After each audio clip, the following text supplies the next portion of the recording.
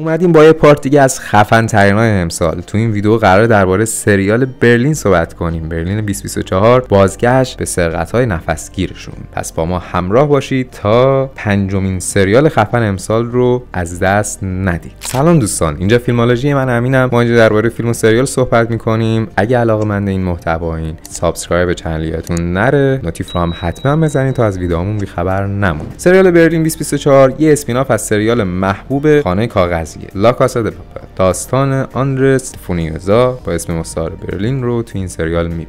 این سریال توی گذشته کاوش میکنه و داستانی داره از عشق، خیانت و سرقت. این سریال زوایای پنهان کاراکتر برلین رو برامون روشن میکنه و بهشون میپردازه. سوالاتی مثل چطور تبدیل شدن اون به سارق، انگیزه های اون برای انجام سرقت های بزرگ و روابط اون با افراد مختلف. این سریال همچنین به مضامین عشق، فقدان، رستگاری و مرگ میپردازه و داستان عاطفی و جذاب رو برای مخاطبا به تصویر میکشه. داستان سریال از اونجا شروع میشه که برلین بعد از فرار از اسپانیا به شهر پاریس میره. اون تو این شهر با تاتیانا، یه زن مرموز و جذاب، آشنا میشه. برلین و تاتیانا با هم نقشه یه سرقت بزرگ رو میکشن و تو این بین با چالش‌های متعددی روبرو میشن. تو طول سریال شاهد یه داستان عاشقانه و پرفراز و نشیب بین برلین و تاتیانا هستیم. همچنین گذشته برلین و رازهای تاریکی که اون از گذشته خودش به همراه داره. سریال برلین 2024 به مخاطبای خودش نشون میده که چطوری یه سارق حرفه‌ای میتونه عاشق بشه و برای عشق خودش از همه چیز بگذره. این سریال شما رو با دنیای پر رمز و راز برلین، یکی از محبوب ترین کاراکترهای سریال خانه کاغذی، میبره. اگه دنبال سریال جذاب و دیدنی و پر هیجانید، این سریال رو از دست ندید. این سریال با داستان جذاب، کاراکترهای پیچیده، ویژوال افکت‌های خیره کننده و موسیقی متن فوق‌العاده، یه تجربه فراموش نشدنی رو برای شما به همراه داره.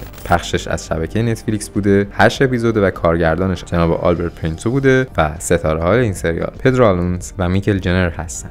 ژانرش جنایی، درام و عاشقانه است و به موضوعاتی مثل سرقت، عشق و خیانت می‌پردازه. امیدوارم که این ویدیو بهتون کمک کرده باشه. مطمئناً اگر سریال خارجی می‌بینید، این سریال رو قرار نیست که از دست بدید. پس حتما دربارش برامون کامنت بذارید که چطور بود، چطور نبود. لایک ویدیومون یادتون نره اگه از ویدیو خوشتون اومد. منتظر پارت‌های بعدی باشید. پارت‌های قبلی رو اگه ندیدید از دست ندید. تا ویدیوهای بعدی، فعلا خدا نگهدار.